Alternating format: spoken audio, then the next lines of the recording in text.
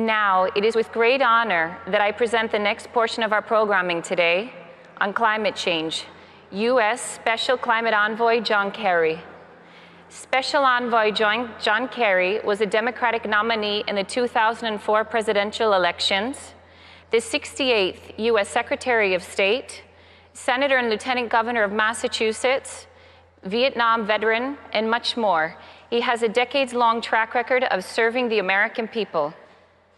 As Secretary of State under the President Obama administration, Special Envoy John Kerry signed the Paris Climate Accord in 2016 in New York. The U.S. left the Climate Accord under the following administration, but now, under President Joe Biden, the United States has rejoined the Paris Agreement and is committed to leading the battle against climate change. Now, as the first United States Special Presidential Envoy for Climate, John Kerry has repeatedly made a call to action to all countries, companies, actors, and citizens of the world to do everything possible to address what he calls an existential crisis, but also the greatest opportunity for economic transformation since the Industrial Revolution. Today, on the heels of the United States Leaders Climate Summit and ahead of this year's COP26, we are honored and grateful to have Special Envoy John Kerry's participation in the 6th Delphi Economic Forum through this important message.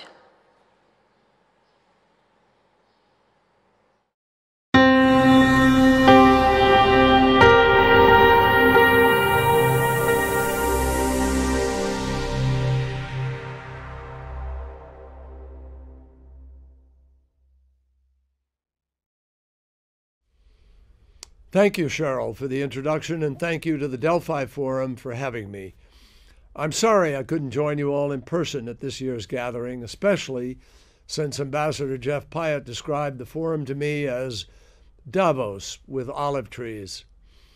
It's great to be joining virtually, though, especially as Greece commemorates the bicentennial of the Greek Revolution, which, as we know, is a special moment for the United States as well, since our two revolutions were intertwined.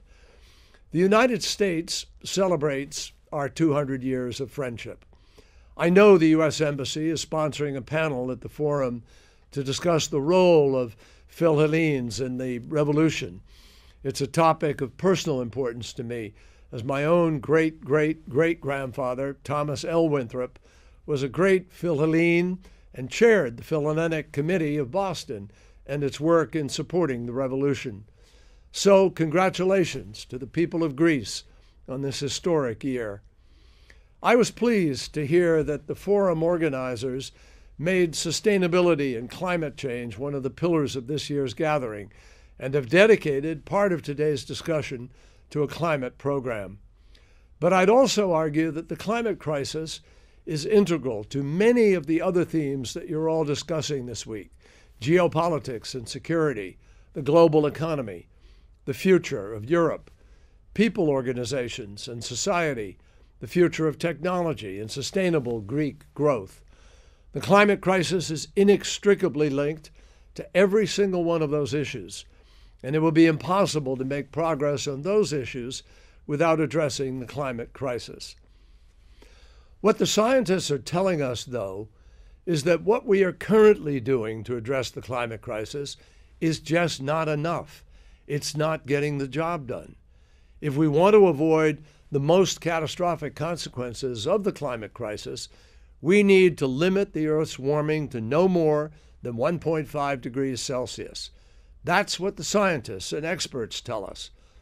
But where we are today, even if everyone in the world, national governments, multilateral institutions, companies, even if they all hit their existing targets on climate, and they do so on time, that will still not be enough to hold the global warming to only 1.5 degrees. The fact is that it is possible to hold it there. We can do it, and the doing of it is critical. But it's going to mean that all of us, not just governments, but individuals, institutions, private companies, banks, everyone must do more. We have to set more ambitious goals and we have to do so urgently, and we have to act on them. That was why President Biden convened the Leaders Summit on Climate last month, to get the leaders of the world's major economies to set out how we are, in fact, going to get this done.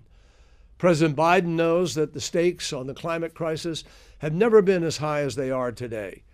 What happens in this decade will determine whether or not we can keep the global warming to our target of 1.5 degrees. And that means commitments that we make this year, in this decade, are critical. That's why just after being sworn in, President Biden rejoined the Paris Agreement and signed a series of executive orders to direct the U.S. government to take bold action at home and abroad in order to tackle this crisis.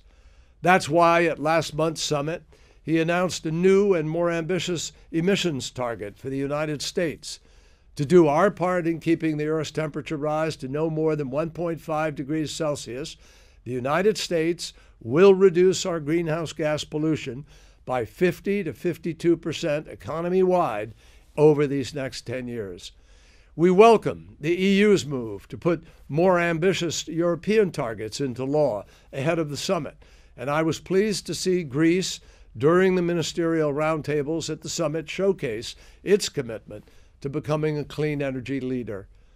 By the end of the summit, we saw new commitments from countries that put 55% of the world's GDP, 55% of the world's economies, on track to keep the Earth's warming to no more than 1.5 degrees Celsius. But, my friends, we still need the other 45% at the table, especially those in Asia. We need more than just government commitments. The fact is that government action alone is not going to solve this crisis. That's why ahead of the summit, we worked with 6 leading U.S. banks to pledge to mobilize $4.15 trillion of capital by 2030. We also secured commitments from the 3 largest U.S. asset managers to move the $19 trillion in assets that they manage into a low-carbon status by 2050. But we still need more, and we need all of you to help. The summit was a first step, and as we prepare for the UN Climate Conference in Glasgow in November and in the years ahead, we're going to need to work closely with our partners. Thankfully, we do have great partners in Greece, especially under Prime Minister Mitsotakis and Minister Srikas and their leadership. And we also have great partners in Europe. Greece is proving, in fact, to the world how individual countries can aim higher, how they can do better, and even how they can exceed their Paris commitments. Greece was among the first to support the EU's revised agenda to cut emissions, and I commend Prime Minister Mitsotakis' decision to retire all lignite-fired power plants years ahead of schedule. It's also great to see Greece positioned to be among Europe's major generators of wind and solar power. The United States is genuinely proud to work with Greece on a range of climate-related issues. I couldn't be happier to see U.S. companies bringing American technology and expertise to the Greek clean energy market, and to see U.S. investments in Greek wind energy, electric vehicle companies, sustainable supply chains, and circular economies creating jobs and prosperity for both Greeks and Americans. I commend Greece for leading a new initiative on protecting our cultural and natural heritage from the impacts of the climate crisis. Our new bilateral science and technology agreement with Greece sets the stage for even more collaboration in climate science and environmental fields. The agreement allows us to more easily launch joint research initiatives and to convene experts from our governments, from academia, and the private sector. The cutting-edge solar PV research being done in Greek universities is just one promising example. And as Greece explores new frontiers such as low-carbon hydrogen and decarbonized shipping, the opportunities for U.S.-Greece cooperation will expand even further. When I talk about climate, I use the term crisis in order to underscore the urgency of action. But, my friends, it is not just an image or a prospect of a future of doom and gloom. This is doable. And it's not only doable, but it's one of the world's greatest opportunities for partnership and for prosperity, as our work with Greece demonstrates. It is, in fact, I think, the greatest economic transformation staring us in the face that we have seen since the Industrial Revolution.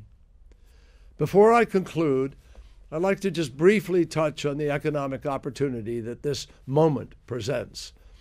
The UN report on finance estimates we need 1 to 2 trillion globally every year to deliver on our climate goals just for the energy transition.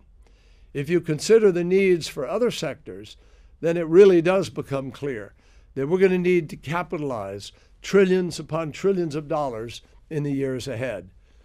This is indeed the greatest market opportunity since the Industrial Revolution, but it is also an opportunity that has to be seized. We know that those who act first will be best positioned to benefit, and we need, therefore, to focus on this new economy like a laser. So in closing, I would ask all of you to consider, what more can your organization, your industry, or your government do to resolve the climate crisis?